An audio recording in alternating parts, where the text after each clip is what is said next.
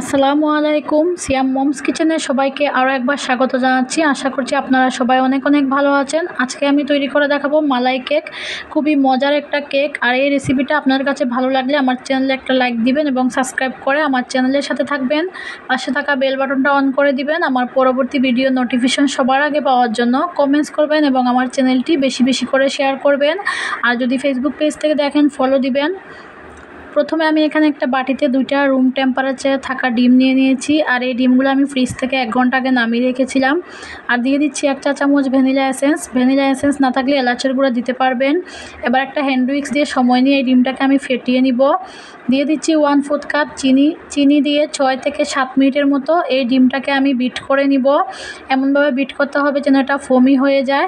আর দিয়ে দিচ্ছি আমি 2 টেবিল চামচ সয়াবিন তেল দিয়ে আমি আবারও এটাকে 2 থেকে 3 মিনিটের মতো বিট করে নিয়েছি।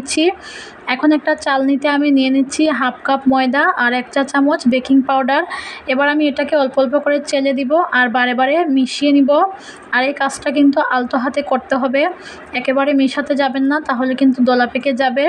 বারে বারে দিব আর বারে বারে এটাকে মিশিয়ে নিব।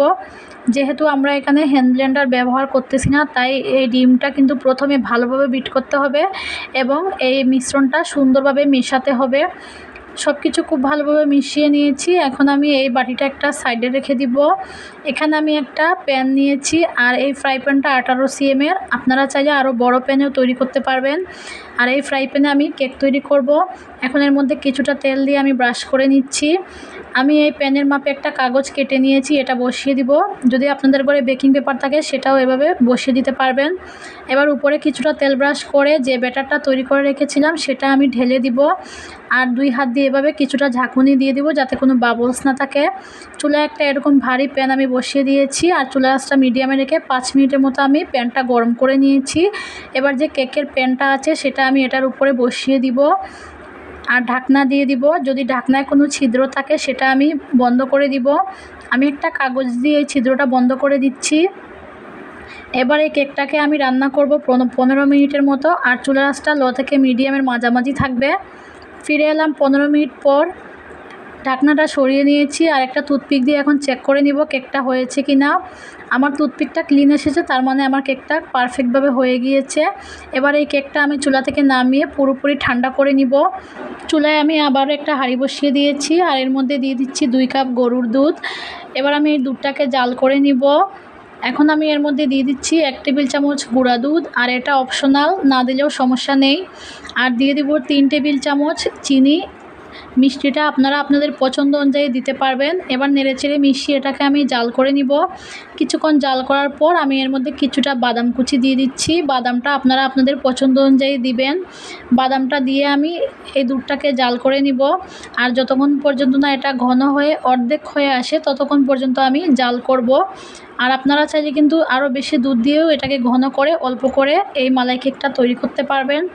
বেশ কিছুক্ষণ জাল করে এই দুধটা আমি অর্ধেক করে নিয়েছি। এবার আমি চুলাটা বন্ধ করে এই হাঁড়িটা একটা পাশে নামিয়ে রাখবো আর দুধটা পুরোপুরি ঠান্ডা করে নিব।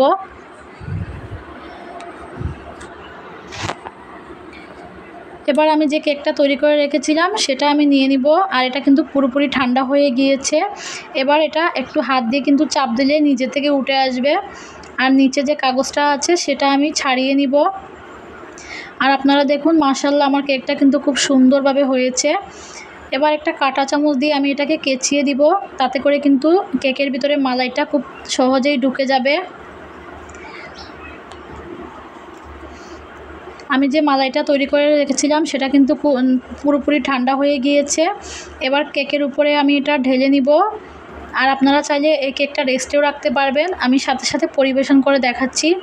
উপরে আমি কিছুটা বাদাম কুচি দিয়ে দিচ্ছি, তাতে করে দেখতে কিন্তু খুব সুন্দর লাগবে। এবার আমি এটাকে কেটে পরিবেশন করে দেখাচ্ছি এটা কতটা সুন্দর আর নরম তুলতুলে হয়েছে। খেতেও কিন্তু মাশাআল্লাহ খুব ভালো হয়েছে। আশা করছি আমার এই রেসিপিটা আপনাদের কাছে অনেক ভালো লেগেছে। কমেন্টস করে জানাবেন আমার আজকের এই রেসিপি আপনাদের কাছে কেমন লাগলো। আর অবশ্যই আপনারা এটা বাসায় তৈরি করবেন। আর এটা তৈরি করতে আমার মাত্র 15 মিনিট সময় লেগেছে। এরকম মজার আর সহজ সহজ রেসিপি পেতে আমার চ্যানেলটি সাবস্ক্রাইব করে আমার চ্যানেলের সাথে থাকবেন। সবাই অনেক ভালো থাকবেন। এতক্ষণ সাথে থাকার জন্য আপনাদেরকে অসংখ্য ধন্যবাদ। আবারও দেখা হবে নতুন কোনো রেসিপি নিয়ে। আল্লাহ হাফেজ।